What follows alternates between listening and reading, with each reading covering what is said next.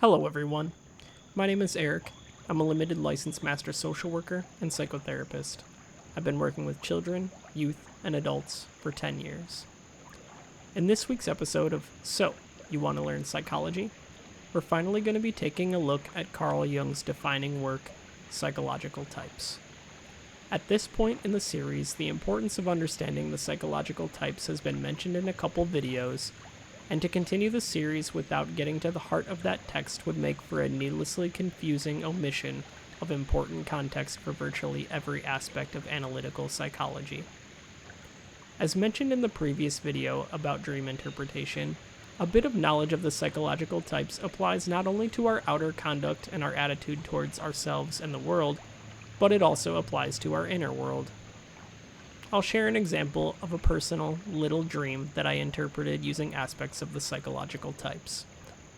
Inherent in the psychological types is the recognition that these are dynamic processes rather than static character traits or concrete aspects of our personality.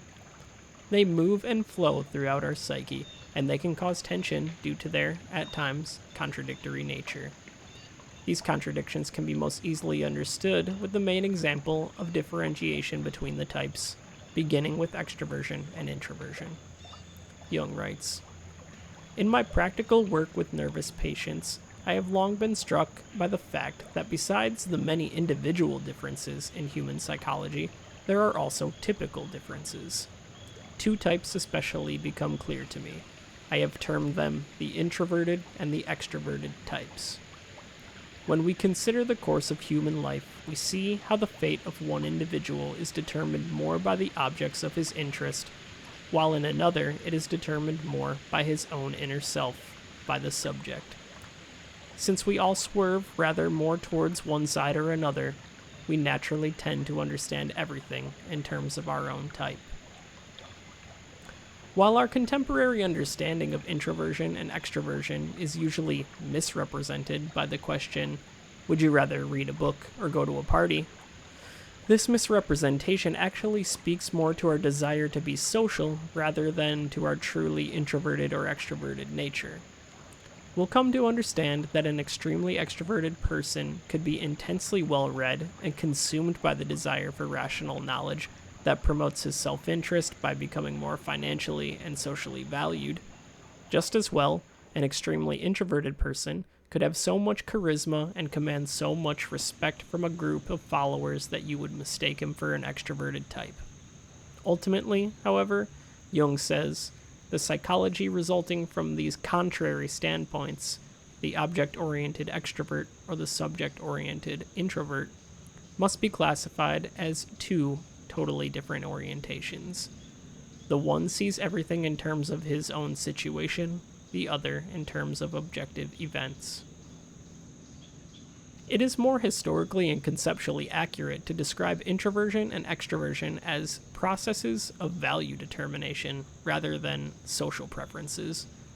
This is a fundamental distinction that has been lost over the last 70 years since the psychological types were transformed into the Myers-Briggs type assessment.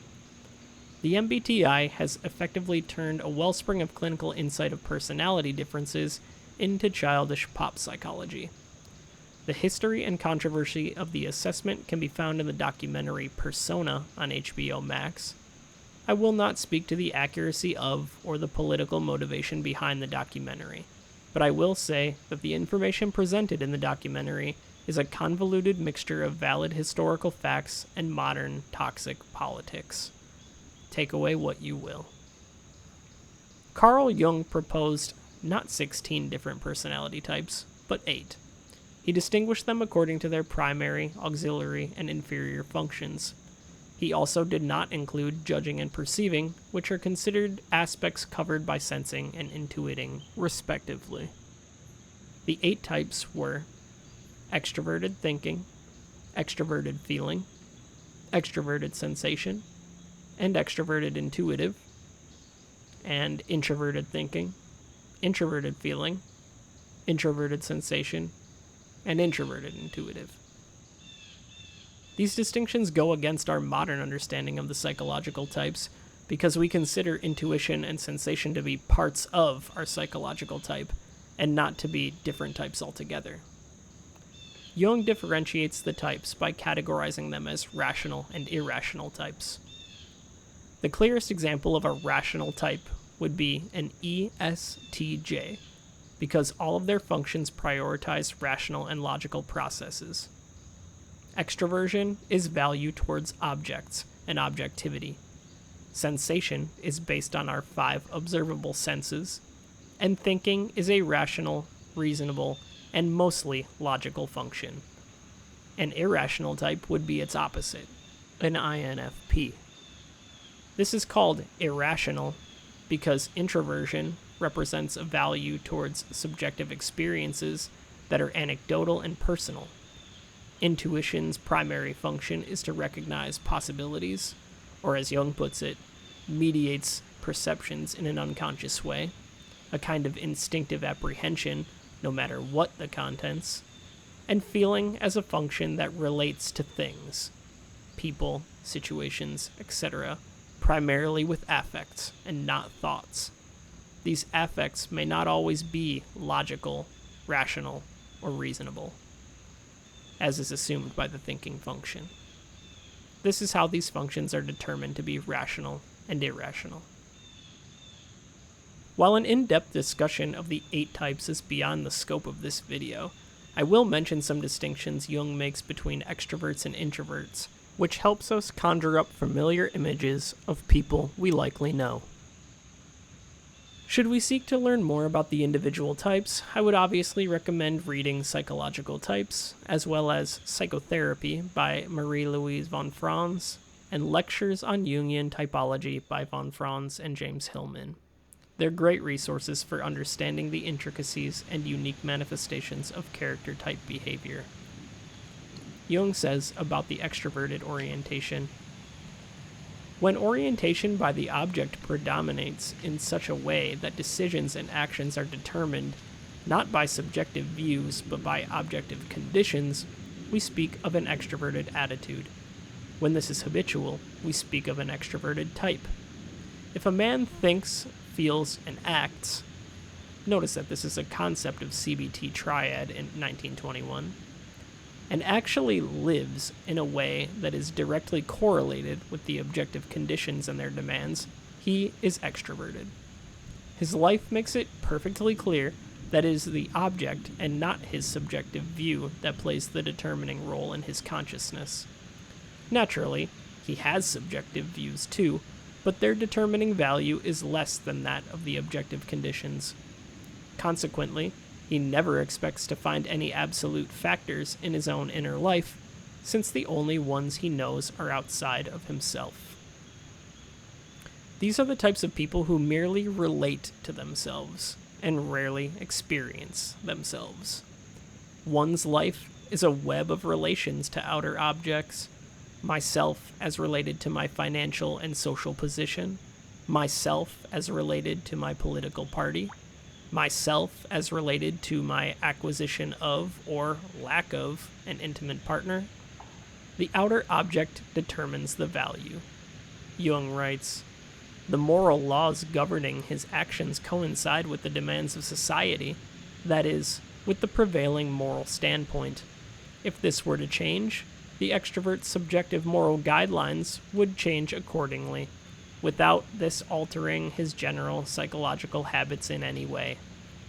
Again, you know these people, the types whose opinions change by virtue of public opinion, who are unconscious of their own cognitive dissonance, and who prioritize being socially accepted over adhering to their own values, particularly due to the fact that their values are not theirs, but their social groups. What escapes most pop psychology of the psychological types are the clinical implications of each personality type. Jung was first and foremost a therapist, not a philosopher, not a theoretician, not a mystic. His responsibility was to his patients and their health. This was a time when the psychiatrist was not the medicine man, as there were no medicines in the conventional sense, and instead assumed the role of the medical doctor and therapist. Contemporary society differentiates these roles into 3 or 4 different people, making overall mental health care vastly more complicated and compartmentalized. that is a discussion for a different video. The important thing is that the psychological types, say, an extroverted intuitive feeling type, has, as auxiliary and inferior functions, introversion, sensation, and thinking. This opposite type has clinical implications. Without diving too deeply into the countless examples and possibilities, the auxiliary and inferior functions usually manifest in psychopathology as origins of symptoms. An example would be that, should an extroverted intuitive feeling type come to therapy, their symptoms could be generally expected to be related to their auxiliary and inferior functions. For example, the ENF comes to therapy because their inferior introversion feels like a pathological lack of inner self-knowledge or understanding. They do not know who they truly are, but only who they are in relation to others. I am a coworker, a father, a writer, a provider, but who am I? I do not know. Inferior sensation might manifest as somatic symptoms that they relate to anxiety, stomach aches, headaches, dissociation, irritability, confusion. And inferior thinking could manifest as symptoms of negative self-concept and self-talk. Thoughts about the self are negative, bitter, spiteful, self-deprecating, hateful, suicidal. They are primitive, infantile, and egocentric, as Jung puts it. The egoism which characterizes the extrovert's unconscious attitude goes beyond mere childish selfishness. It verges on the ruthless and the brutal. The Jungian prescription for the ENF in therapy would therefore be to work on their introversion, sensation, and thinking functions to achieve a better psychological balance. We may ask them to write an autobiography to engage their auxiliary and inferior functions by working to define themselves according to their own internal subjective experience, promoting them to think about the facts of their life that make them who they are. This seemingly pointless exercise on the surface is actually a consciously assigned intervention by the therapist to engage the inferior function of the patient. The content of the autobiography is expected to still be extroverted, intuitive, and feeling-toned, but with collaboration and reflection, a patient can learn from their therapist and rewrite their narrative to hopefully achieve a more balanced and healthy psychology. What follows is a personal dream of mine and its interpretation. The dream will include my own personal psychological type and its manifestations as they are projected onto real people in symbolic form. For context, this dream is from June 2021. I was in my late 20s, single, and engaging in online dating apps, seeking a genuine, intimate relationship, but was still ultimately fine with brief sexual encounters if that is all that was meant to be. I was engaging in what is sometimes referred to as hookup culture. This was my dream. I recognize that a lot of my friends, S and T and more, were at a party without me. I see them on Snapchat and Instagram posting about it. So I decide to hang out with my friend Kay. She comes over and we're watching a movie with my sister and her boyfriend in the living room. Kay grabs me and sits on my lap in a provocative way. Then my mother comes into the room and gets upset and tells Kay to get off me. It felt as if my mother had forbidden this to happen before. Kay and my mother get into an argument. Kay says, "We've known each other for longer," referring to the fact that Kay and I have been friends for longer than my sister has known her boyfriend. Suddenly, I see my friends running from the police on Snapchat. They're running towards my house. I open the door to help. S and T are here. Police follow and throw a flashbang into my front door. We're busted. I don't know if anyone is injured. I wake up. What follows is the interpretation that was written on the opposite page. I believe my friends, S and T, represent my introversion, intuition, and thinking. I am an INTJ. because introversion, intuition, and thinking are my best friends, or my primary functions. They're running amok, which gives rise to the sexualized tone of the inferior extroverted sensation in the dream sequence. K, my anima, and my mother, the archetypal mother, are seemingly at odds with each other. K is jealous because my sister and her boyfriend represent an archetypal couple, the Rex Regina, the Adam and Eve. My mom, the mother archetype, is not allowing it, potentially saving me from a negative anima association. Or maybe K has the right to be mad, because maybe it is right. We'll see. The anima wants wholeness, but in a more perverse, seductive way. The mother recognizes that this is not a positive connection and interferes. I escape by reuniting with my best friends, introversion, intuition, and thinking. But I end up in more trouble than where I began. This is just one example of how psychological types can manifest in dreams and take on personal symbolism, and then be projected into the image. This interpretation was not meant to be solved, only experienced. At the time of making this video, nearly 5 years later, I have a loving, intimate partner, and I no longer use dating apps or engage in hookup culture. So, one could say that my extroversion, sensation, and feeling needed to be cultivated to let myself be vulnerable with another person, and to be open to the possibility of being with someone rather than being alone. Jung writes in his Mystery of the Conjunction, "If symbols mean anything at all, they are tendencies which pursue a definite but not yet recognizable goal, and consequently can only express themselves in analogies." That concludes episode 6 of So, You Want to Learn Psychology? This video on the psychological types could have easily been 1 hour long. I try to keep these videos as short as possible while covering everything that I think is important. It can be difficult to keep them all under 20 minutes.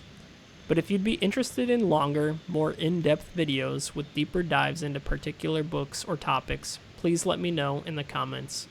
Otherwise, I would at least encourage the listener to read the psychological types and not get the information from anywhere other than the original source. Stay tuned for next week's video, and until next time, thank you.